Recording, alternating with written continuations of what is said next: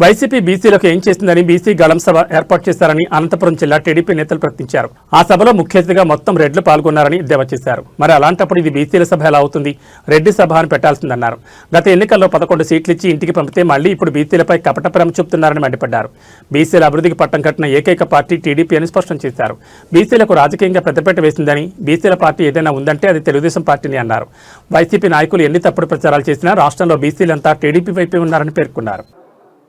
YSR Congress party నాయకులు అనంతపురం వేదికగా Rayalaseema region BC గలం పేరుతో నిన్న ఒక సభను నిర్వహించి చంద్రబాబు నాయుడు గారిని, తెలుగుదేశం పార్టీని ఇష్టం వచ్చినట్లు విమర్శించారు.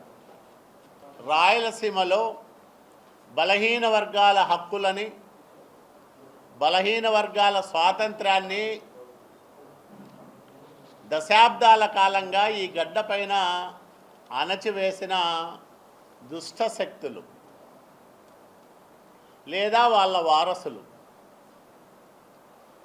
వీళ్ళు బీసీ గలం వినిపిస్తారంట. మాకు ఏమనిపించిందంటే, జగన్మోహన్ రెడ్డి బీసీల పైన విషం కక్కడానికి ఉపయోగించిన తన సొంత సైన్యంగా అనిపించింది అది. దీంట్లో ఈ సభలో ముఖ్య అతిథి ఎవరంటే పెద్దిరెడ్డి రామచంద్రారెడ్డి, విశిష్ట అతిథి ఎవరంటే అనంత వెంకటరామరెడ్డి, ఇంకా ఆత్మీయ అతిథులు ఎవరంటే ఎమ్మెల్సీ శివరామరెడ్డి, తోపుదుర్తి ప్రకాష్ రెడ్డి, వై విశ్వేశ్వరరెడ్డి, కేతిరెడ్డి పెద్దారెడ్డి, నైరుతి రెడ్డి, వజ్రా భాస్కర్ రెడ్డి. వీళ్ళంతా కలిసి బీసీ గలం వినిపించినారు అనంతపురం కేంద్రంగా. ఎట్లయితే ఇది బీసీ గలం? ఆ వేదిక మీద మీరు కూడా ఫోటోల్లో చూసింటారు. నేను ఈ పేర్లన్నీ ఏడో ఎత్తుకొచ్చుకోలే, సాక్షి పేపర్ చూసి రాసుకున్నా. ఇప్పుడు నిన్న వాళ్ళు ఇచ్చిన ప్రెస్ నోట్, ఇది వైసీపీ తరఫున ఇచ్చిన ప్రెస్ నోటు. దీంట్లోనే ముఖ్య అతిథి Peddireddy Ramachandrareddy, party regional coordinator Peddireddy Ramachandrareddy మాట్లాడుతూ ఇట్లా వీళ్ళందరూ బీసీ గలం వినిపించినారంట. మనం ఆ గలాన్ని వినాలంట.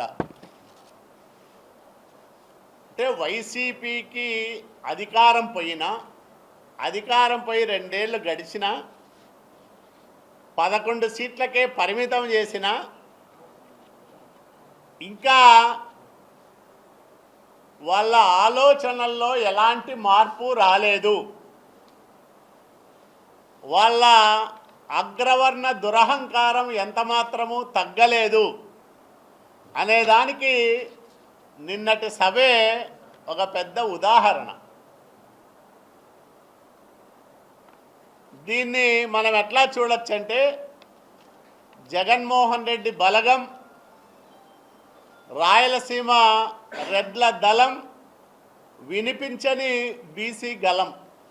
బీసీలకు అడుగడుగున అన్యాయం చేసి అణచివేసి ఈరోజు బీసీల గురించి మాట్లాడే నైతిక హక్కు మీకు లేదు లేదు అనే విషయాన్ని నేను ఈ సందర్భంగా గుర్తు చేస్తూ, మీరు చేసిన అన్యాయాలు, మీరు చేసిన అఘాయిత్యాలు, మీరు ఆ తోట చంద్రయ్యను అతి కిరాతకంగా గొంతుకోసి చంపితే ఆ బీసీ నాయకుడి పాడమోసిన నాయకుడు చంద్రబాబు నాయుడు గారు. ఈరోజు రామచంద్రారెడ్డి గారి ఆధ్వర్యంలో బీసీ గర్జన జరిగింది. ఆ బీసీలో ముఖ్యంగా ఆ ఫోటోలు చూస్తే నక్కకి నాగులోకానికి ఎంత తేడా ఉందో ఆ విధంగా ఉంది. ముఖ్యంగా అంబేద్కర్ గారు, రాజ్యాంగ నిర్మాత, ఆయన ఫోటో, అదేవిధంగా బీసీల కోసం, బీసీల భవిష్యత్తు కోసం ఆ రోజు పోరాటాలు చేసినటువంటి వ్యక్తి, ముఖ్యంగా ఆయన ఫోటో, జ్యోతిరావు పూలే ఫోటో పెట్టుకుంటారు.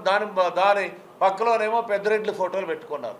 అంటే వాళ్ళకి వీళ్ళకి తేడా ఏమి? వాళ్ళు ఆ విధంగా బీసీల కోసం రాజ్యాంగం నిర్మించినటువంటి వ్యక్తి అలాంటి రాజ్యాంగ స్ఫూర్తి ఇచ్చినటువంటి వ్యక్తుల స్థానంలో వీళ్ళు ఫోటోలు పెట్టుకొని మేమేదో భవిష్యత్తులో ఉద్ధరిస్తాం, అదేవిధంగా మీకేదో అన్యాయం చేసిన తెలుగుదేశం పార్టీ అయింది. కానీ తెలుగుదేశం పార్టీ వచ్చిన తర్వాతనే చైతన్యం వచ్చింది, బీసీలకి న్యాయం జరిగిందని ఈ సందర్భంగా తెలియజేస్తూ ఉన్నాం.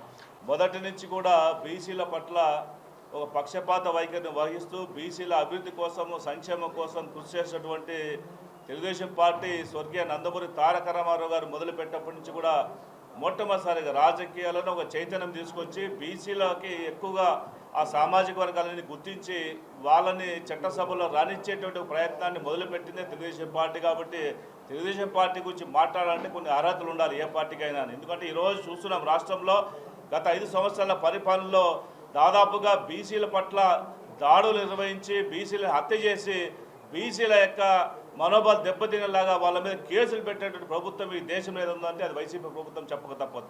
ఎందుకంటే గత 5 సంవత్సరాల పరిపాలనలో అనేక రకాలుగా హింసకు గురి చేసి బీసీ నాయకులైనటువంటి అచ్చెన్నాయుడు గారిని ఆపరేషన్ అయింది, ఈ హాస్పిటల్లో ఉన్నటువంటి మనిషిని కూడా దాదాపుగా 600 కిలోమీటర్లు ప్రయాణం చేసి అతనికి ఒక ఆరోగ్యాన్ని దెబ్బతీసే ప్రయత్నం చేయడమే కాదు, కొల్లు రవీంద్ర లాంటి నాయకులు కూడా అరెస్టు చేసి అనేక రకమైన ఇబ్బందులు పెట్టేటువంటి పరిస్థితి గతంలో ఉన్నటువంటి ప్రభుత్వం చేసింది నిజమా కాదని సందర్భంగా అడుగుతున్నాను. ఎందుకంటే